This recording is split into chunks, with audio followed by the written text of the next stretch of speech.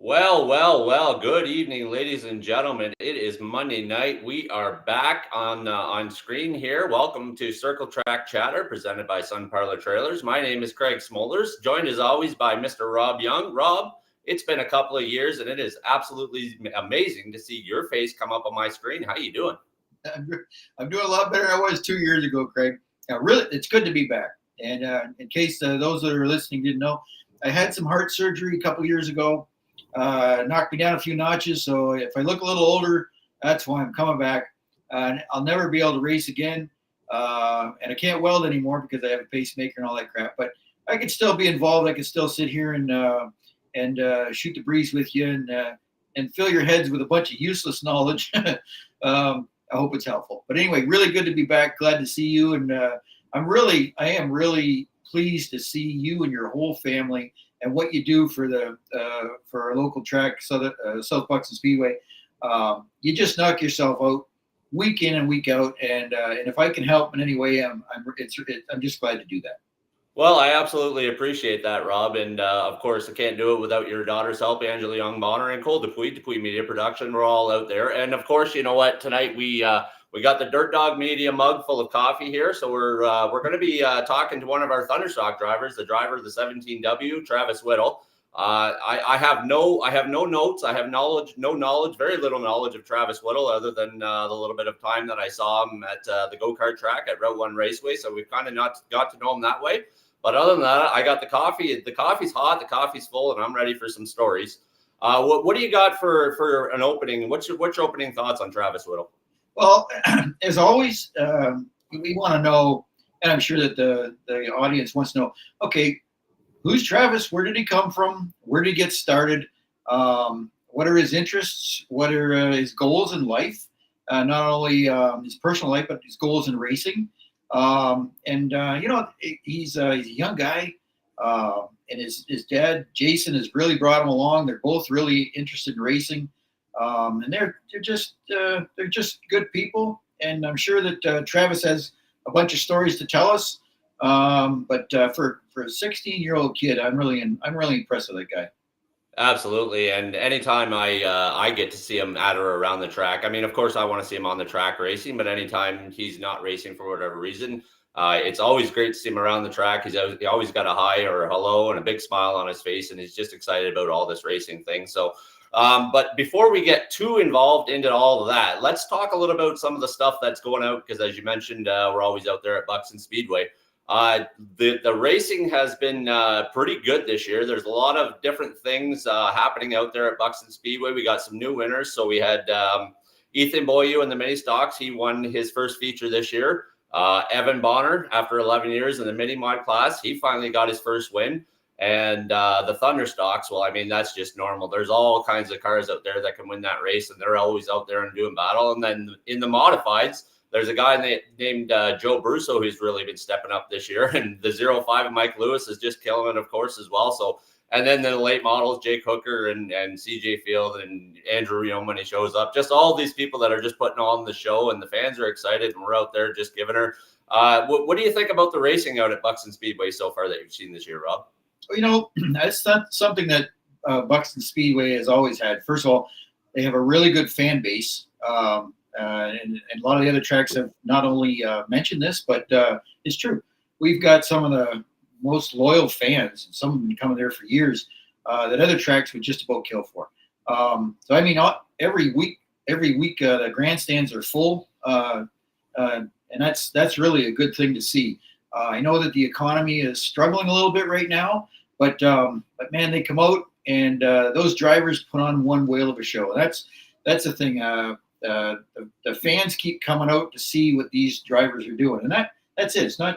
It doesn't have anything to do with car count at this stage of the game. We do have a good car count, but those, man, I'm telling you, it's exciting. All the way from the mini stocks, all the way right up to the late model division. And yeah, you mentioned Joe Brusso and the show he puts on in a modified, and Mike Lewis. I mean, I don't want to say that some of the other guys haven't, like Brad McLeod, unfortunately had some engine problems this year, but he'll be back at it. Man, in our late model division, those guys are just on the ragged edge and putting on a whale of a show. Yeah. So yeah, it's just we gotta we got a lot of really good things, good foundation there to build on. Yep, and there's a new car out again too for the late models. John Pinsino, they kind of Eugene Hoekstra, everybody over there, they got that car put together. So I mean, that's another car on the track. That's once they get all the bugs worked out of that car, that'll be another car that can be up there battling for the lead. Yeah.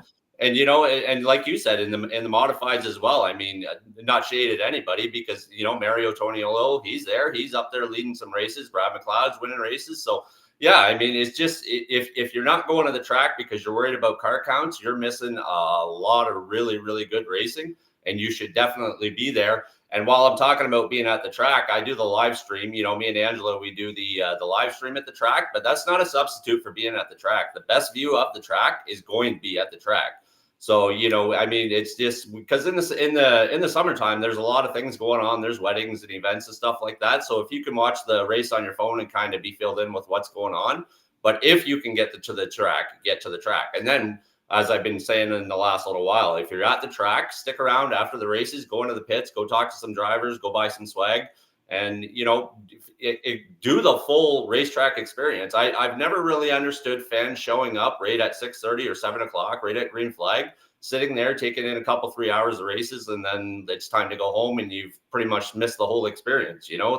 There's so much going on at the racetrack, so I'm just going to keep pumping fans up about let's let's enjoy the racing and everything that the racetrack has to offer, because it's a lot more than, like I said, just sitting on some rock hard grandstands for a few hours and finding things to be upset about. But yeah, fans, get to the track, enjoy all the great racing that we have.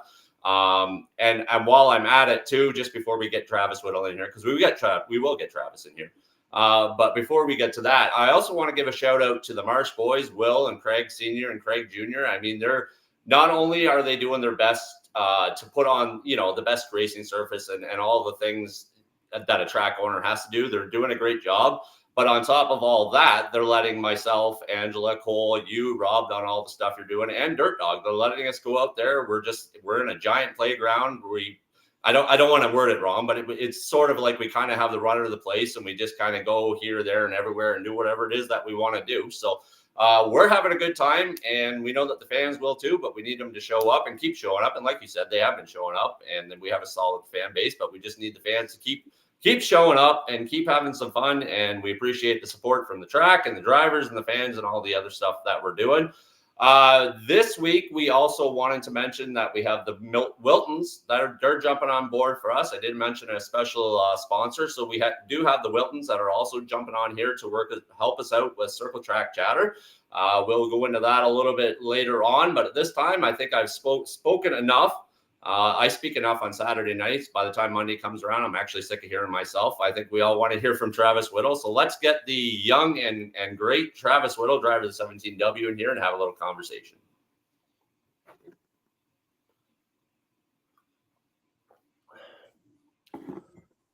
There he is. How are you? Good. Welcome to the show, Travis. Welcome to Circle Track Chatter. How's it going, man? It's going great. It's a pleasure to be here. Well, it's a pleasure to have you on the show. You're right off the hop here. You're having a little bit of an interesting season. You're kind of having some, I guess, fuel problems, carburetor problems, or some things like that. I know it's a struggle for you guys because you just want to get to the track and put on the best show that you can. But talk a little bit about how your season's going, and more importantly, how the good days get you through the bad days when you have struggles, or you're just you're trying to work out all the bugs and get on the track and produce a good finish.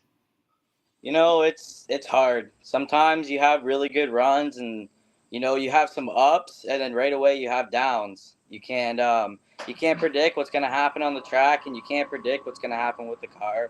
But yeah, we've been having carb issues. We still are, but I think we've got it figured out. But we've been running really good recently, actually. The last time we were on the track, we finished 7th at Buxton, and if I believe so, we were up to 14th on the 50-lapper in Ush weekend, and I just fell off. I switched my lineup because I didn't think I was fast enough, and I fell back to around 20th. But I mean, we've been having ups. We've got the situations figured out, and we just have to show what we can do now.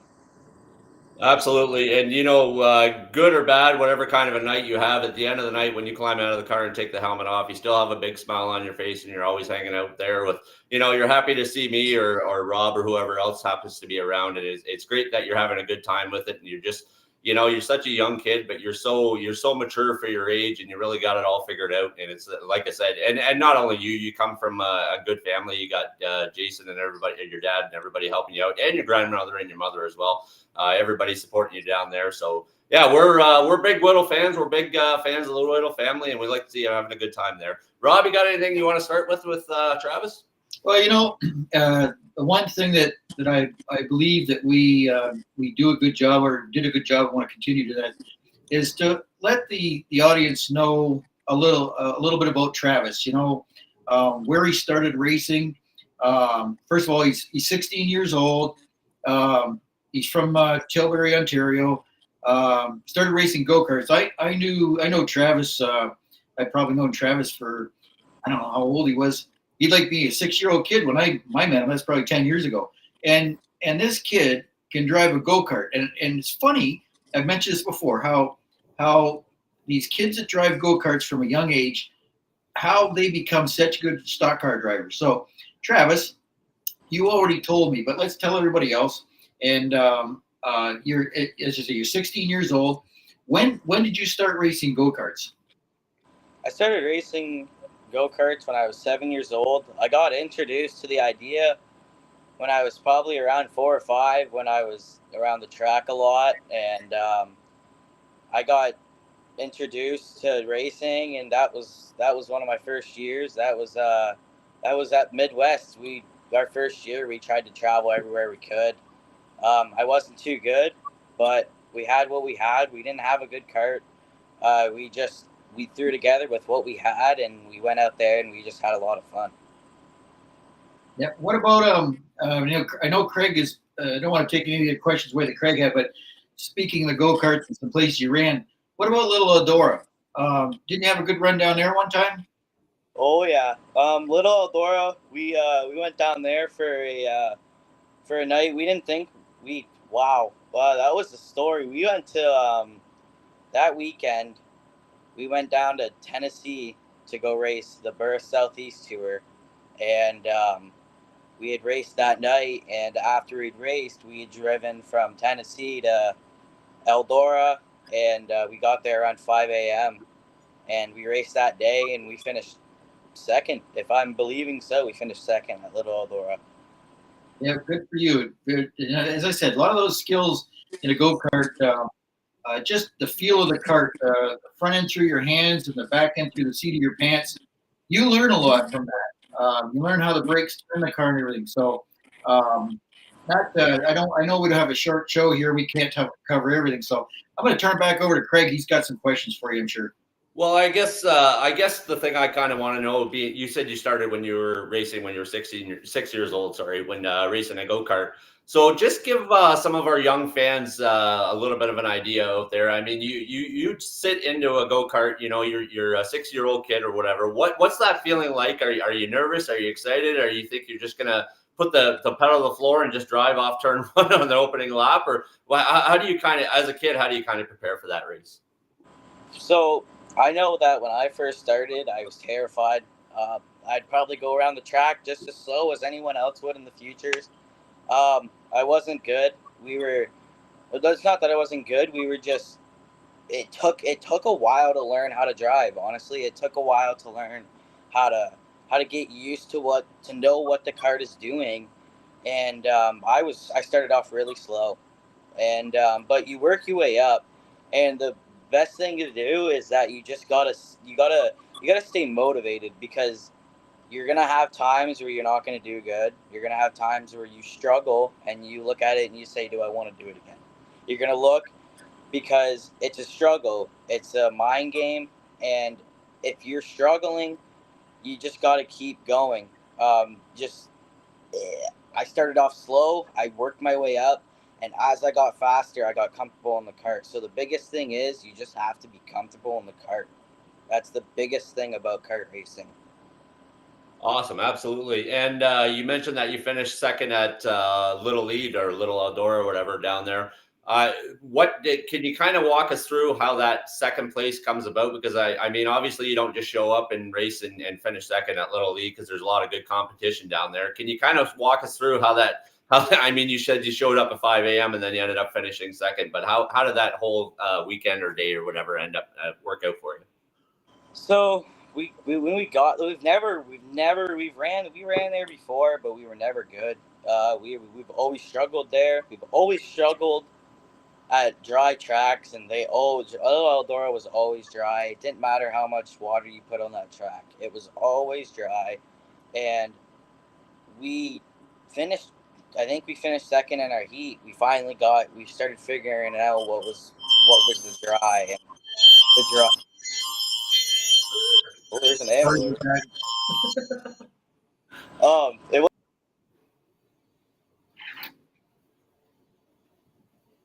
Oh, I think we lost Travis. Okay. We're back. Sorry, I got the ambulance. No. Little Eldora, we started figuring out the dry there, and after that they do a redraw down there for carts, and we were lined up and we all picked a pill, and I drew the one, and ever since I drew the one and I took the green, I led the race, and I was on defense mode the whole time. They were right behind me the whole time. They were.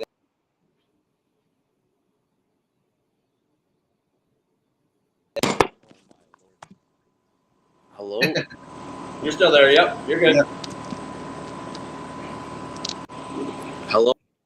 Oh, There you are. But it wasn't bad. We led the race. They were behind us the whole time. Tristan Chamberlain finally got by me, and after he got by me, we just battled, and the white flag came out, and I was there, and we were in second, and we held on for dear life, and we got it. Awesome. Well, congratulations. I mean, that's a heck of an achievement, winning second place or getting second place at Little Eldora. Rob, you got some more questions for Travis regarding go-karting and some of the stuff? So we noticed that that you run the number 17 on your Thunderstock, and you run the number 24. I believe, because I know a little of the history, I believe that the 24 must have come from 24 came from Rick Eckert, also known as Scrub. Is that right? That's where you got that number from? Yes, I had before I started racing. Actually, I went down to Pennsylvania we ate breakfast with him. I worked on his car, and I went in his toter home, actually. And ever since I'd hanged out with him and learned about him, I decided I wanted to be that number. That was my number. So he was your hero. As you know, one of my heroes. Yeah, Tim Morency is a good friend of your dad's and is a good friend of mine. Tim's a great tire guy and learned a lot of stuff from Scrub and from Scrub's crew, and brought a lot of those stories of Scrub back, and it's interesting to listen to that. So I just thought I could see, okay, the 24, that's why. What about the 17, Travis? How come you've got a 17 on your Thunderstock? So the whole 17 idea was brought on John Reynolds. He is very good. He's the man. He's my dad's hero. And ever since I learned about him, man, I wish I was alive to watch him race. I've got told stories about him, and I've gotten told that he used to run asphalt, dirt. I mean, he was the guy to beat. And when I heard that was my dad's favorite number, and I heard about him, I wanted to be that number. And we've done it because we wanted to be a tribute to him, and he's not unrecognized by people. Yeah, even today I saw him on Saturday night at the track, and that man has got a ton of racing history behind him. And you're right, he could race on asphalt, dirt, in a super modified, super late model, whatever it was he got into. Man, that guy can drive. He's just a wonderful person to be around. So other than that, what when you race go-karts and you decide you wanted to get a stock cars, what made you make that decision to go into a Thunderstock? You never ran in a mini stock or anything like that before, did you? No.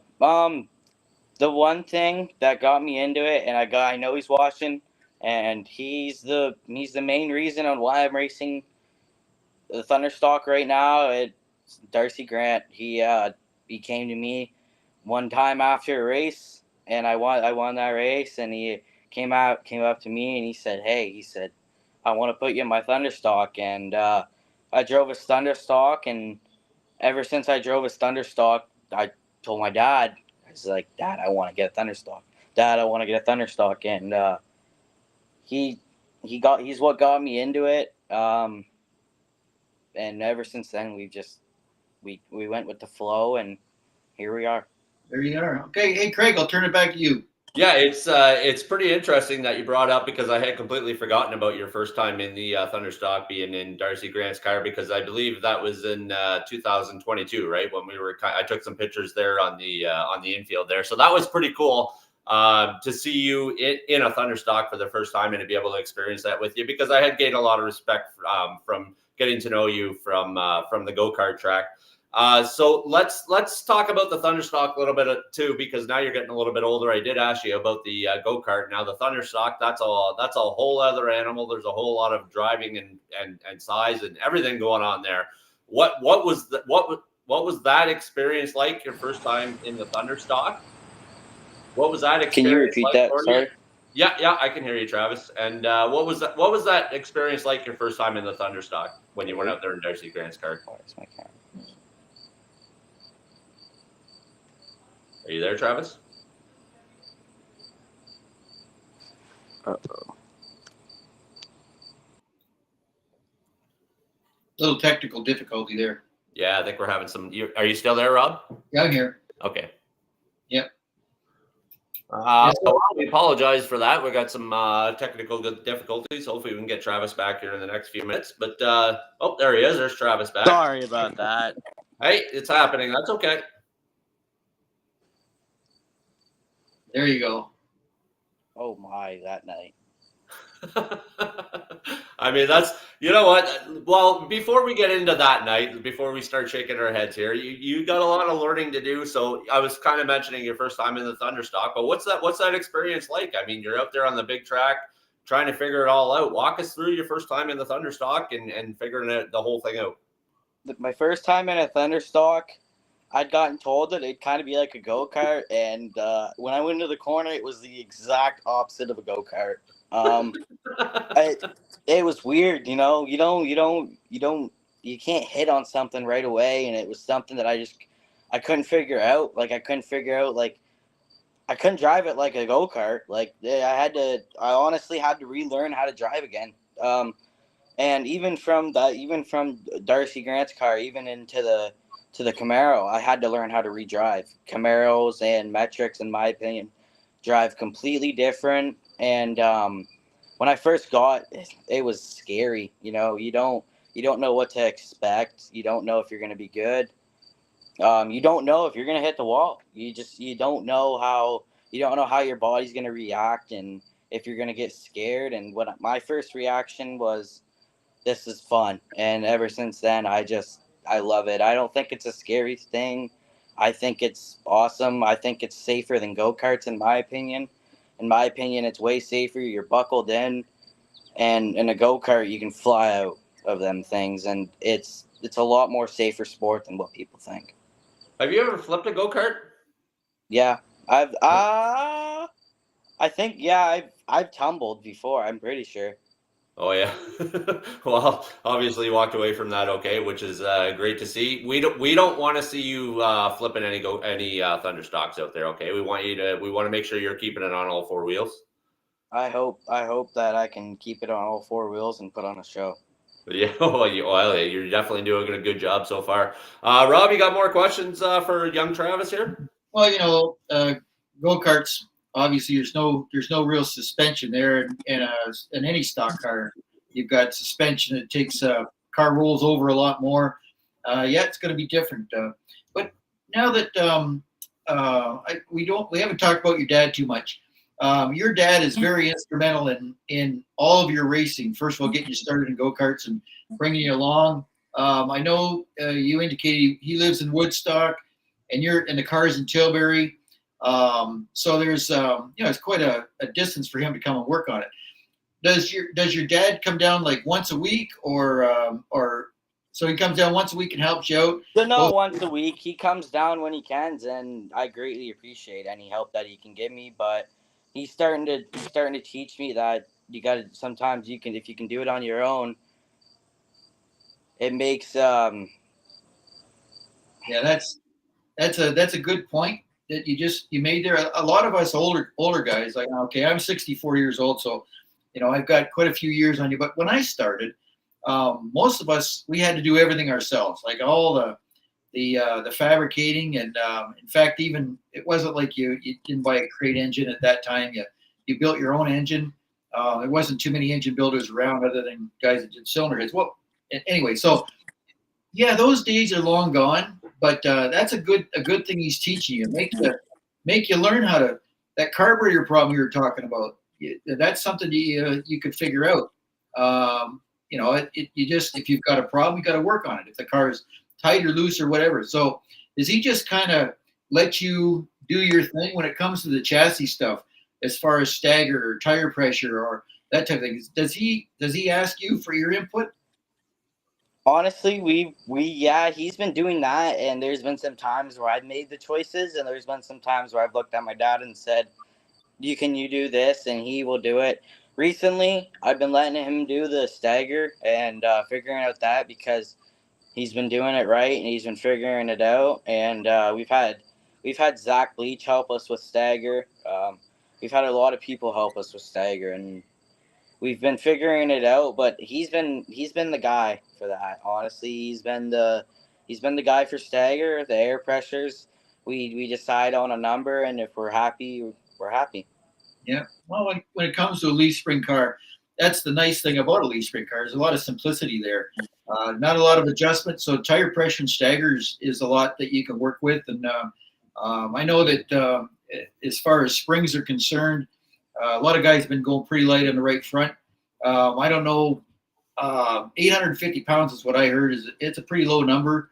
But that's, and then I've heard some guys that are way up. When I first started, which was on the asphalt, we would run with a 1,200-pound right front spring and like a 950 on the left, and then a pair of 250s in the back, or 250 300, something like that. It's funny how things haven't really changed a lot in 40 years of stock car racing, and that's really cool. I think that you'll find as time goes on, unless they change a lot of stuff, that those skills you're learning now on the chassis are gonna help you no matter whether you go on. And that's kind of my next question. What are your goals, Travis, as far as racing's concerned? Where would you like to be? Where's the next step from a Thunderstock? The next step is either a non-wing sprint or a modified. Wow. Honestly, Okay. I don't want to. I don't want to get involved in late model racing. In my opinion, it's too much money. Yeah.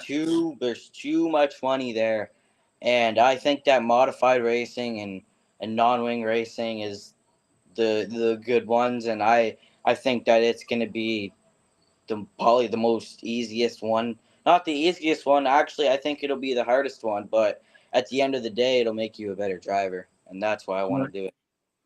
It sure takes a lot of skill, doesn't it? I'm not really a big sprint car fan, whether it's wing or non-wing. I don't mind watching them. Don't get me wrong. I love any kind of racing, but I love to go to the Brad Doty Classic at Attica every year, and I haven't been able to go the last couple of years. But when you watch those guys, when you see that many sprint cars running that fast, it's amazing. I mean, I that would scare me to death going out there. And if tomorrow I could get in a late model, I would, but I would never get one of them on a sprint car. But I really, I'm impressed that you would want to do that. It does take a lot of skill. Anyway, I'll turn it back over to Craig. Well, I want to continue on with the non-win sprint car, because we actually had the Ontario traditional sprints there at Buxton Speedway on Saturday night. And if you were paying any attention to that race, Warren Mahoney led most of that race, but Dale Hunter ended up, he just picked away at that lead and actually took the lead away, and then they had an incident. And then if you remember, I mentioned to you earlier, I said we want to see the Thunderstock keep all four wheels on the racetrack. Well, the same goes with the non-wing sprint, and Dale Hunter went for a heck of a tumble there on Saturday night. So maybe you want to rethink that whole thing. But honestly, that would be cool because I am a big fan of that non-wing sprint racing. They do put on a good show. It's not just all about downforce and horsepower. There's a lot of more drivability to the whole thing. So it would be pretty cool to see you in a non-wing sprint, but we'll get there. We'll get there eventually. But for right now, we want to focus on the Thunderstocks and everything like that. I know that you've taken the Thunderstock down to Ohsweken a few times. You've raced at Merrittville. Talk about traveling, because once you kind of have the Thunderstock drivers here, but then as you get up into the other tracks, you're getting on into quite a bit tougher competition. Sorry. Talk about what it's like getting on especially at Ohsweken, because that's something else. But you're at the track at Ohsweken and you're racing against some of these guys. What's that like? What's that experience like for you, Travis? It's an honor to run against those guys, and they're a great group of people. Ohsweken Speedway is a good. I like that. I love that track. Great facility. The competition, man. That you got Ryan Beagle, you got Dave Bailey.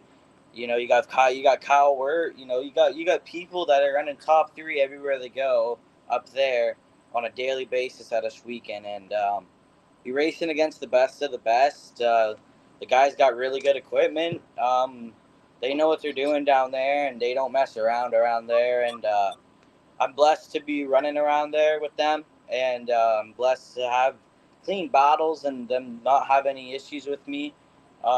It's Merrittville. I love Merrittville. I love the D.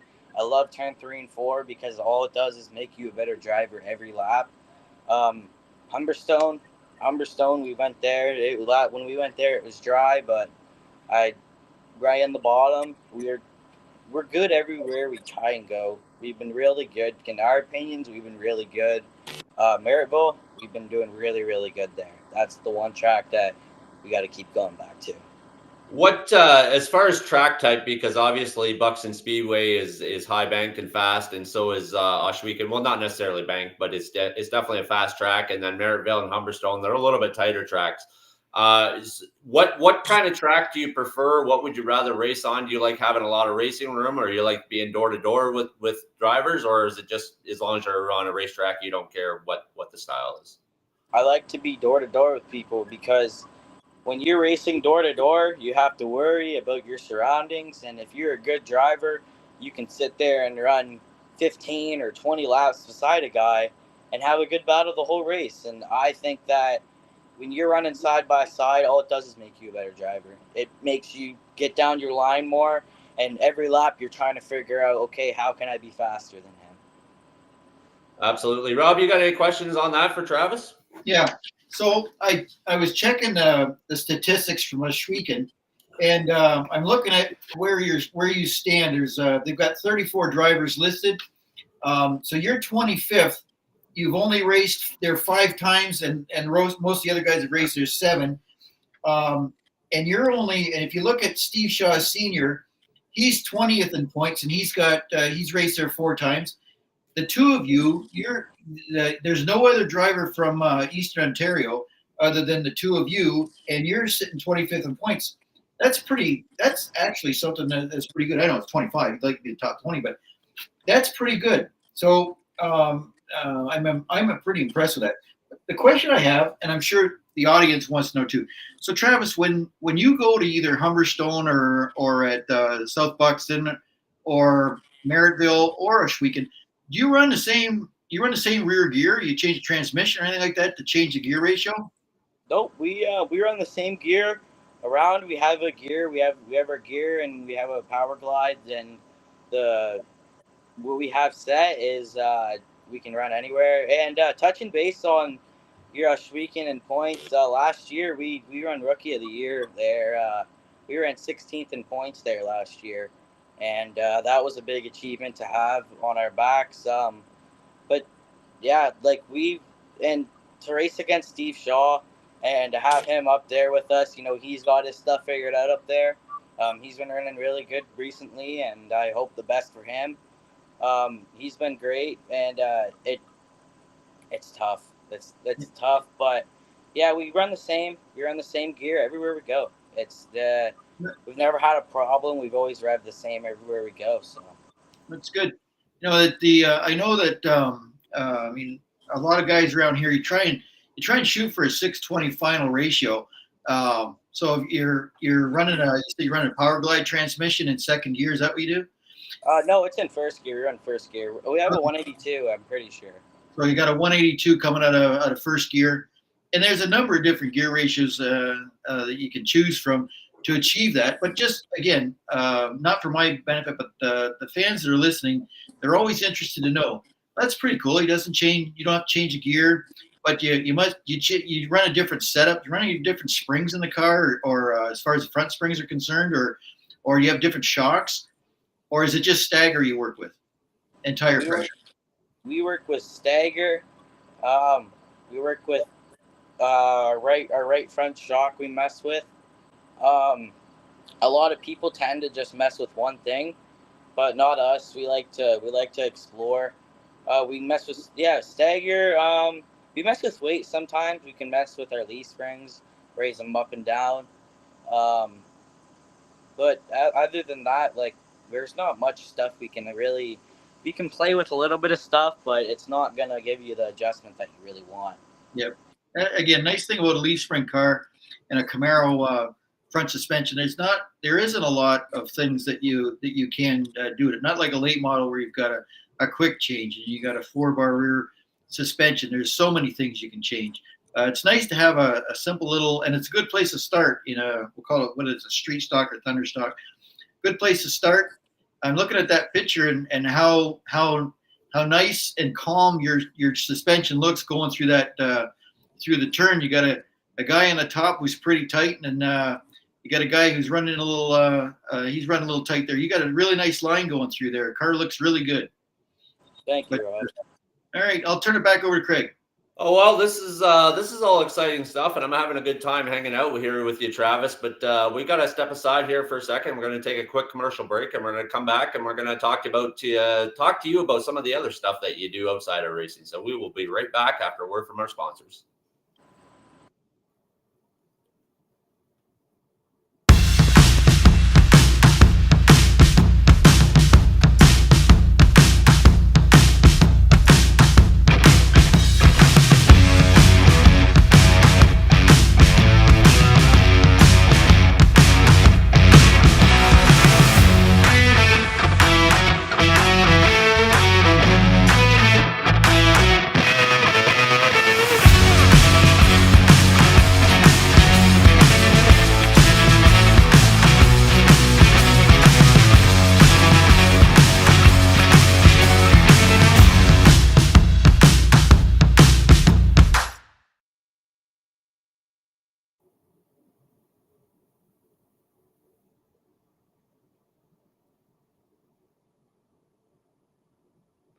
And also the Wilton's Realtors, sponsored by Elliot and Ashley Wilton of Royal LePage Piper Realty, the fastest realtors around. Call the Wiltons a household name. So thank you very much to the Wiltons and everybody at the Wiltons and Dupuis Media Productions for helping us out. We are back here to talk to Travis Whittal. Oh, there's a young Travis. Is Travis there?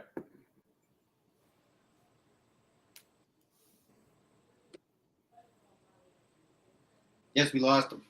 Well, I mean, we can just go back to you and I, Rob. We got some stuff to talk about. What do you think of Travis so far? There he is. He just had well, as I said, I knew him when he was that size right there. That's when I first met Travis, Jason, and I'll tell you, for a little guy, he get in that go kart, and I mean, he really get up on the wheel. So it's pretty cool. I remember back when you're talking about going down the road. His dad, Jason, has a pickup, but he had a fifth wheel with a hitch on the back, and he used to pull a little go-kart trailer behind the fifth wheel. So, he had the truck, and they had the trailer to stay in, and then they had the little go-kart trailer behind. Some states that's not legal. in, but most of the places you go, you can do that. That was pretty neat little hauler. Yeah, it was. That was 63 feet exactly. We measured that before we got on the roads, and we were legal. Yeah, Because it has to be 65. I'm pretty sure the law is. I don't know if it is right now it's anymore. 75. But yeah, we went everywhere with that little setup, and everywhere we won with that. So Yeah, that's pretty cool.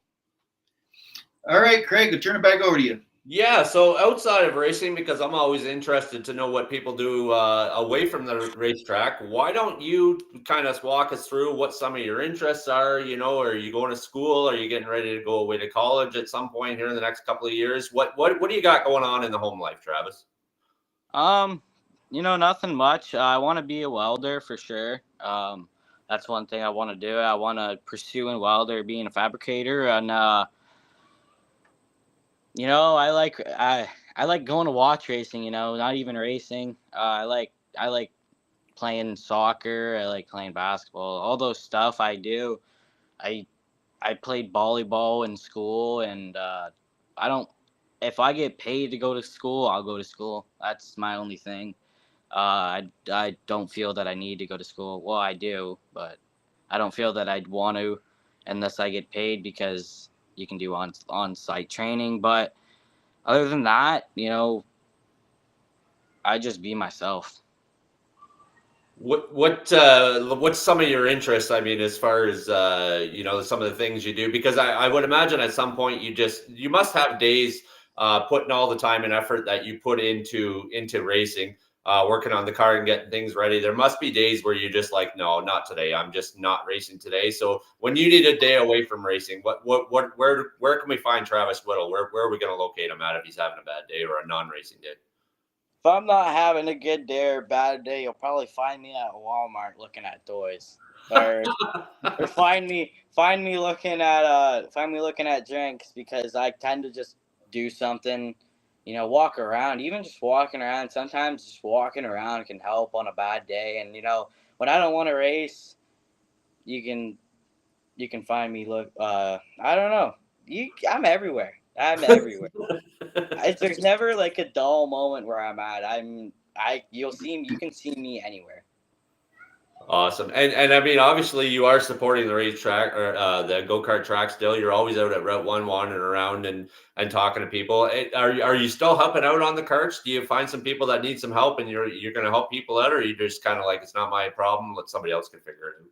No, honestly, Craig, when I go to the go kart track, anyone that needs a hand, I will give a hand to. I've been trying to help as many people as I can, because some people don't know as much, and I've learned a little bit of knowledge enough to help people with, and I help any moment I can.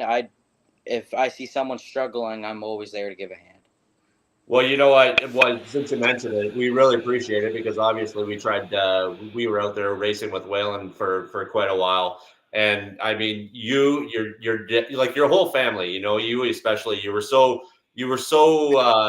tried to help Waylon and motivate him as much as possible, and then anytime has a problem, because I had a problem, because when I showed up, honestly, I knew about zero. But you and your family, you just kind of showed up and lent a hand, and then you were motivated Waylon and stuff like that. And you were there for pictures for his first heat races or his feature win or whatever he got. So I just want to thank you and you guys while I have this opportunity for everything that you do. It's like I say, I've become a big Travis Whittal fan. I didn't show up for the earlier part of your racing. I didn't come out to some of the local races that you were at, which is obviously a regret on my part. But getting to see you and getting to know you a little bit, hanging around with at the go-karts with Waylon and everything that you did was absolutely commendable, and I'm really appreciative of everything that you guys did to help us out, and I hope you keep that kind of stuff up. Thank you. I'd like to thank you guys for everything that you guys have done the past couple of months. I'd like to thank Rob, and I'd like to thank Craig. I'd like to thank Angela, everyone from behind the scenes, everyone that's helping with this. It's awesome to have this opportunity arise upon me. Absolutely. Rob, what do you got for Travis Whittal? Well, this is something I know about Travis, and because he mentioned about playing basketball and volleyball in school, he's extremely competitive. I could see that at a very young age when he was racing go-karts. He sure has stretched up since I first met him, but he's very competitive, and that's an important thing when it comes to racing. And I can see how that would carry over into volleyball or basketball. So Travis, your head's on straight. You're really you're a good kid. I can see that if you did work for somebody, if you were a fabricator, you're not going to be the kind of kid who's on his phone all the time. You've got a good work ethic. Your father has really instilled hard work in you. I can see he's a hard worker, and he wants nothing but the best for you. And it's working. So I'm pretty impressed with you guys. So keep doing what you're doing. Thank you, Rob. You're welcome.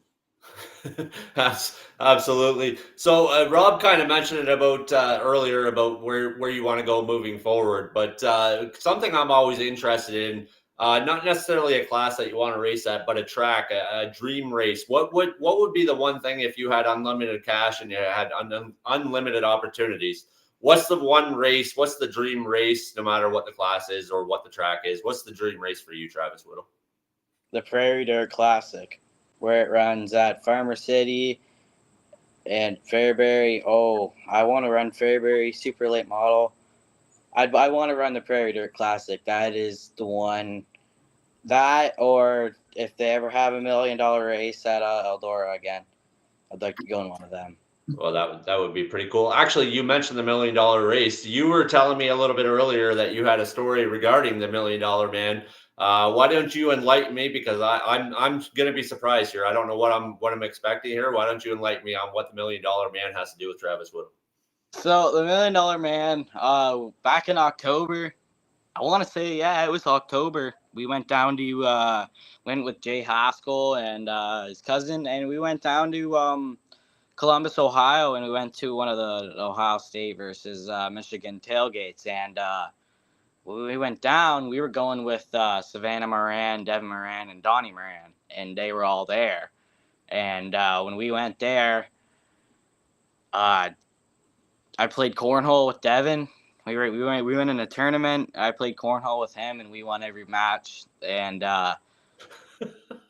yeah, it gets better. So I'm winning this tournament with not with my father, sorry, with Devin. And then I go looking for my father, wondering where my father is. Well, my father is sitting there drinking Fireball with Donnie Moran. He's sitting there with a bottle of Fireball drinking with Donnie Moran. And it's like, and I went up to my dad, and I'm like, what are you doing? My dad's like, I'm drinking with the $1 million man. And ever since then, he's been the $1 million man to me. Yeah. It was an awesome experience. It was awesome to be around those group of people. They're an awesome group of people, and he's a legend. Absolutely. I mean, you are very fortunate to be able to hang out with some of the people that you have hung out with, and some of the people that you grew up around. Because somebody like that, $1 million man or Devin Moran, if they showed up on my screen and I'm supposed to be interviewing, or they just show up out of nowhere, I'm just, as a fan only watching this stuff on TV, I'm just starstruck. I'm just like, wow, I cannot believe that this person is sitting across from me right now, and I have to ask him a whole bunch of questions. So, I mean, you are very, very fortunate to be, like I said, to be able to hang out with some of the people that you've hung out with. What about racing? You talked to me a little bit about racing, against some of the people that you have raced against. That was another thing that I've always been interested in, because you do watch some of these people on TV or whatever, in the Lucas late model, or whatever series you're racing in. And some of the go-karting that you've done, I know you've kind of been down to the Rumble, which is a really, really big event. What's it like when you line up beside or on the same track as some of the people that you've had the opportunity to race against, and you're just thinking, wow, I can't believe I'm on the track with this person at this point? Honestly, it's scary. When we went down to the States, we in Rumble we versed some good guys.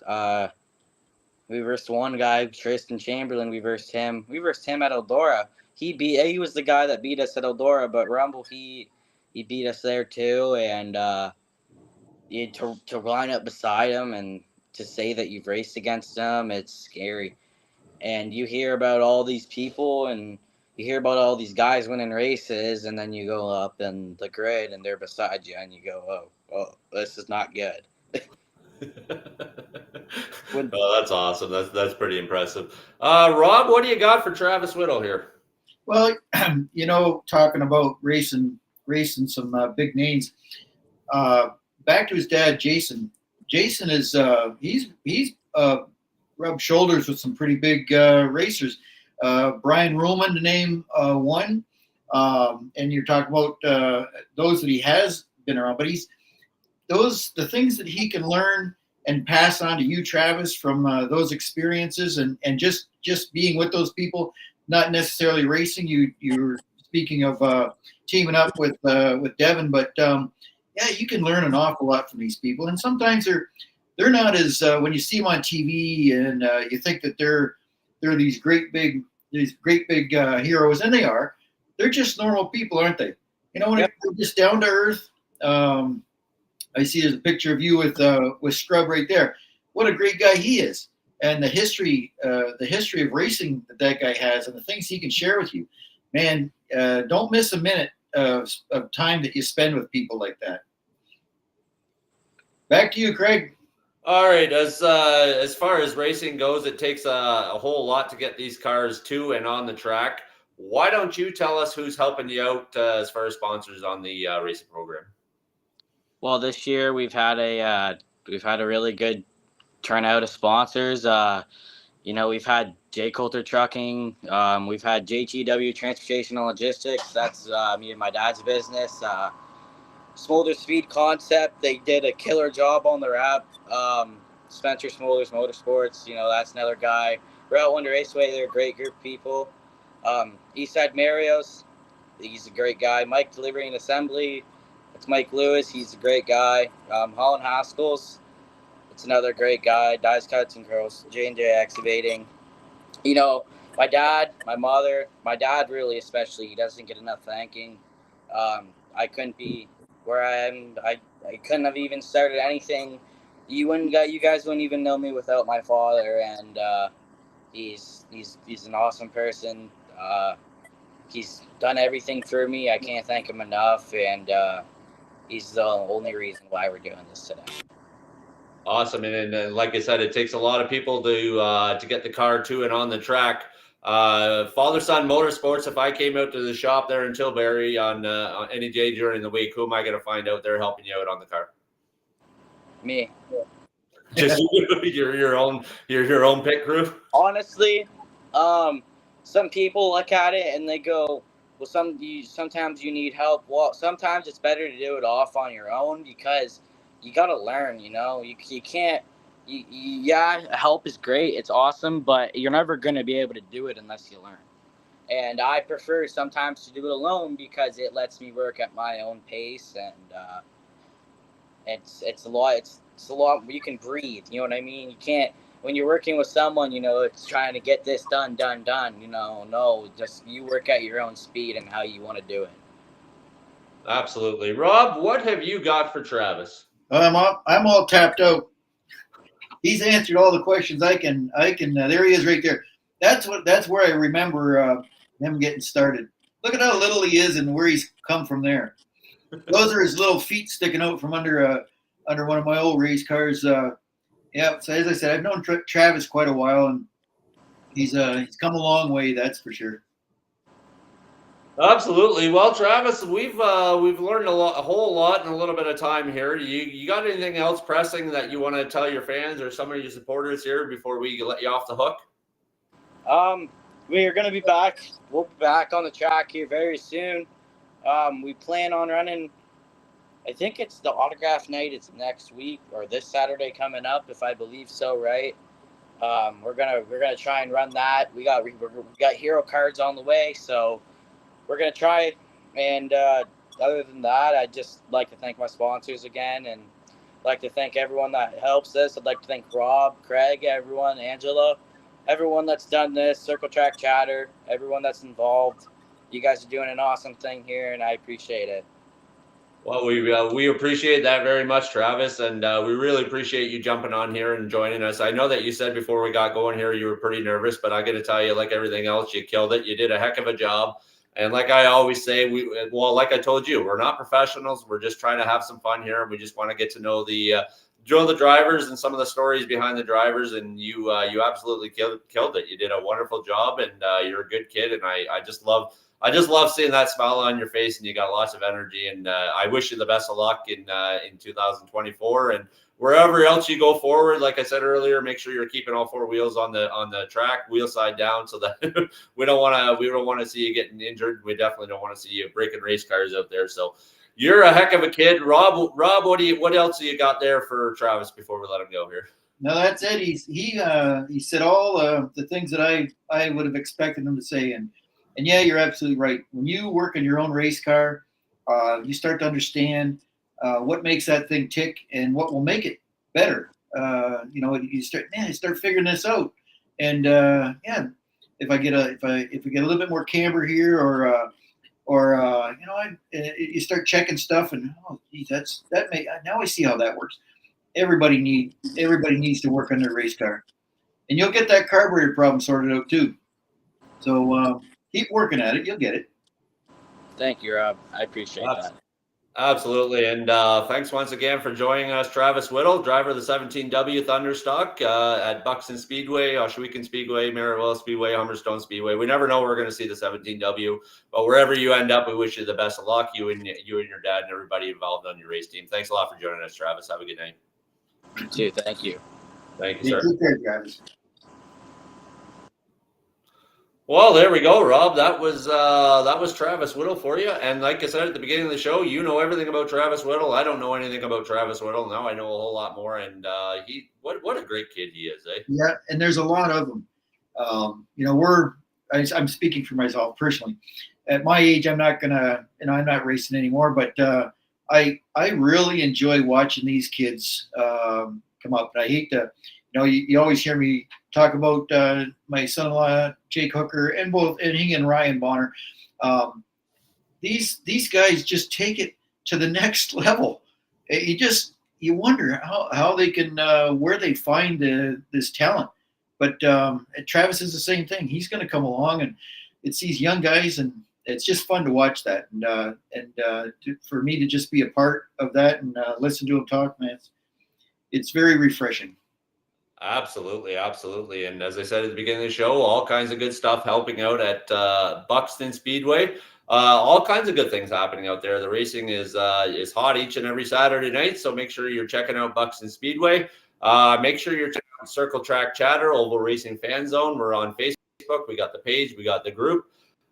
We have the raffle that we're trying to work on here. So if you want some tickets, $10 a piece, still lots of spaces available for that. Lots of numbers available if you want to get involved in all of that. We also have shirts available. I'm wearing one here tonight. We have shirts available that are available from Crafty Caro. She's helping us out with those. So if you're interested in a shirt, they're $25. Reach out to myself or Angela Young-Bonner, and we can definitely help you out with that. And other than that, Rob, anything else you want to add before we go off here? Other than we really have a great facility, and they are doing everything they can. I'm sure it's going to get better and better as time goes on, and I don't care. I've watched Eldora stop the racing to fix the racetrack. Come out there and spend an hour with the grader at Tony Stewart's command. So if a speedway like Eldora can't get their track the way that the drivers want it, how do you expect a small track like South Buxton to do it? It's the biggest. You hear that from every dirt track in the nation. So give these guys a chance. They'll get it. I remember when I first started in business, and I didn't know a heck of a lot. If I wanted to be successful, I had to do what successful people did. So if I had a problem with something, I'd see what somebody who who didn't have that problem, or I could call somebody whoever. I'm sure that these guys are doing that, and just give them some time. They will get this track sorted out. And other than that, the hamburgers are great. French fries are great. That's a highlight of my night, making my trip to the concession stand. And we have we really do have a great facility, right from the entrance gate to the scales. It's all perfect. It's never, I know everybody has these grand illusions of this perfect speedway, but I've never seen one. So give him a chance. Yeah, there you go. Absolutely. Very well said, Rob. Thank you for that. So next time we come on here is going to be in a couple of weeks. We're going to be joined on August the 19th, Monday, August the 19th. The driver of the 33D Dirt Dog Media sponsored Go Kart, Caleb Dick. He's going to jump on here with us, and he's going to talk all things go karting. He's got a pretty interesting story. I've kind of not from necessarily from him working on the cars, because he helps Joel Dick and Tim Richardson and all that. But as far as buying his first go-kart and getting him all set up, I was kind of involved with that with Dirt Dog, and it's going to be quite an interesting story to see where he started and where he is now and how well he's done. What do you got on Caleb Dick, Rob? Well, he's also a good kid, and he's come from a good racing family, and I'm sure he's got lots of stories and to tell us. He carries himself well. He's well spoken. Good racer. So I'm looking forward to hearing what Caleb has to say too. So looking forward to it. Yeah, absolutely. And you know what? A two-year absence here. We're back on here, Circle Track Chatter. Rob, I can't thank you very much enough for joining us once and again. There was no way that I was going to make any kind of an attempt at doing these interviews without you. You're such a knowledgeable person. You're such a great personality. And I love seeing you at the track. I love getting my, hey, there's Craig or whatever it is, and the handshake from Rob Young. I really look forward to seeing each and every Saturday night. And now we're doing every couple of Monday nights. I'm going to get to see you again here. So once again, huge shout out to you and helping us out and getting all this back together with the interviews. We have a lot of fun here. Like I say it all the time, we don't know what we're doing, but we're doing it anyway. And we're doing our best, and we just hope everybody appreciates everything we do. At one time when I first started, when you came into a speedway, you got a program, and sometimes that program it wasn't it was just a couple sheets of paper, but it told you who the driver was, where they were from. A lot more information, and sometimes you can't hear it. The announcer may do a good job, but it's nice to know a little background behind this guy, and that's something else to bring the fans out. So if we can do our part to introduce the fans to the drivers and tell them, give them a little history of where do they come from, where they live, and how much experience they have, and that type of thing. It's always interesting, and I mean. It's just you can sit down on a Monday night, or you can sit down any night of the week and watch it. Yeah, I didn't know that. Yeah. I hope that we bring that to our audience, and I also hope that when we first started, we had some technical difficulties, and I hope that we can rectify all of that and start producing a pretty good show. Absolutely. Well, once again, thank you very much, Rob Young. My name is Craig Smolders. Thanks again to Angela Young-Bonner back there in the studio. Thanks again to Dirt Dog Media. He's over there giving us all the shares. So he's out there in the satellite truck helping us out. We thank you very much to everybody. Thank you to all of our supporters, all of our fans, all of our everything that's going on, Buxton Speedway, whoever else is involved in all this. Thank you very much, ladies and gentlemen. We'll see you in 2 weeks with Caleb Dick, driver of the 33D. Sponsored by Dirt Dog Media. Circle Track Chatter, Rob Young.